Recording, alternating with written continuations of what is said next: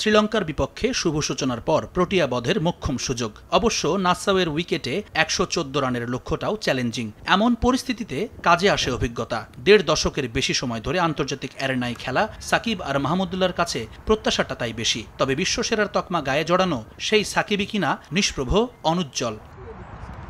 বিশ্বকাপের প্রথম ম্যাচে লঙ্কানদের বিপক্ষে ১৪ বলে ৮ রান। তবে আফ্রিকানদের বিপক্ষে যখন তাকে সবচেয়ে বেশি প্রয়োজন দলের, তখন অযাচিত এক পুল শটে উইকেট বিলিয়ে আসেন সাকিব আল হাসান। সাকিবের দায়িত্বহীন আচরণে বিরক্তি প্রকাশ করে ক্ষোভ ঝেড়েছেন ভারতের সাবেক ওপেনার বীরেন্দ্র সেহবাগ। সাকিবের ব্যাটিং অ্যাপ্রোচ নিয়ে কথা বলেছেন টাইগারদের সাবেক অধিনায়ক তামিম ইকবাল খানও। যদিও ক্ষোভে নয়, তামিমের সমালোচনার ধরনটা যুক্তিনির্ভর। চোখের সমস্যার কারণে সাম্প্রতিক সময় শর্ট বল খেলতে সাকিবের সমস্যা হচ্ছে। আমি মনে করি এই সমস্যা সমাধানে সে বাড়তি গুরুত্ব দেবে, আর সামনের ম্যাচগুলোতে তার অ্যাপ্রোচ কেমন হবে সেটাও সে মাথায় রাখবে। নগদে ৫০০ টাকা বা তার বেশি পেমেন্টে পেতে পারেন ঢাকায় জমিসহ ২০ কোটি টাকার পুরস্কার।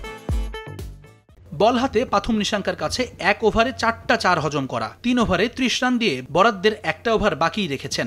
দক্ষিণ আফ্রিকার ম্যাচে মাত্র ১ ওভার বল করেছেন। তাকে একাদশ থেকে বাদ দেওয়ার সময় এসেছে কিনা এমন প্রশ্নে অবশ্য বন্ধুকে পাশে পেয়েছেন সাকিব। অবশ্যই না, সাকিবের ৪ ওভার খুবই গুরুত্বপূর্ণ। সে দলের সবচেয়ে অভিজ্ঞ বোলার, বহু বছর সে বিশ্বের সেরা অলরাউন্ডার ছিল। এখন যদি সে ৪ ওভার বোলিং না করে, তার মানে অবশ্যই কোথাও একটা সমস্যা হচ্ছে। সামনের দুটো ম্যাচে জয়ের জন্য সেরা একাদশ নিয়ে মাঠে নামবে টাইগাররা। সাকিব জ্বলে উঠবেন, সেটাই আপাতত প্রত্যাশা ভক্তদের। জুমান সাদিক, জ্যাভলিন, সময় সংবাদ।